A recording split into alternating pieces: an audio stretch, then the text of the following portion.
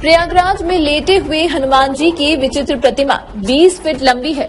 हनुमान जी की प्रतिमा यहाँ के बारे में ऐसा कहा जाता है कि लंका पर जीत हासिल करने के बाद जब हनुमान जी लौट रहे थे तो रास्ते में उन्हें थकान महसूस होने लगी, तो सीता माता के कहने पर वह यहाँ संगम के तट पर लेट गए। इसी को ध्यान में रखते हुए यहाँ लेटे हनुमान जी का मंदिर बनाया गया। माना जाता है कि हनुमान जी की यह विचित्र प्रतिमा दक्षिणाभिमुखी और 20 फीट लंबी है। माना जाता है कि यह धरातल से कम 6 फीट नीचे है। हम इस समय प्रयाग के त्रिवेणी संगम के तट पे खड़े हैं, जहां पे लेटे हुए हनुमान जी हैं, जो प्राचीन काल से काफी प्रचलित हैं और इनकी पूजा अर्चना करने वाला कभी दुखी नहीं रहता, ऐसी मानता है। इसलिए दूर दराज से भी लोग यहाँ पूजन अर्चन करने और लेटे हुए हनुमान जी के दर्शन करने के लिए आते हैं। संगम नगरी में इन्हें बड़े हनुमान जी, किले वाले हनुमान जी, लेटे हनुमान जी और बांध वाले हनुमान जी के नाम से जाना जाता है।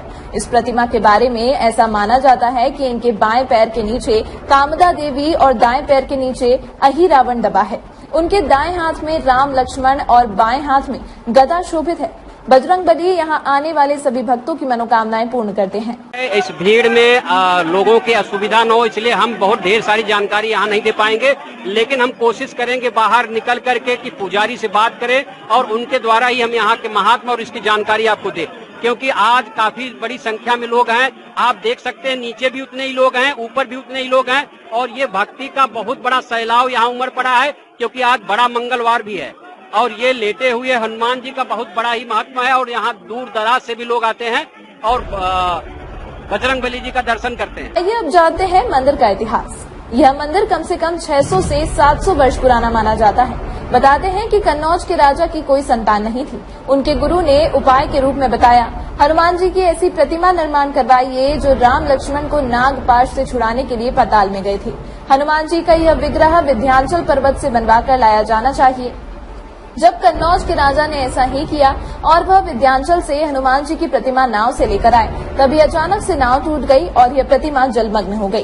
राजा को यह देखकर बेहद दुख हुआ और वह अपने राज्य वापस लौट गए। इस घटना के कई वर्षों बाद जब गंगा का जलस्तर घटा तो वहां धूनी जमाने का प्रयास कर रहे राम भक्त बाबा बालगिरी महाराज को यह प्रतिमा मिली। फिर उसके बाद वहां के राजा द्वारा मंदिर का निर्माण करवाया गया।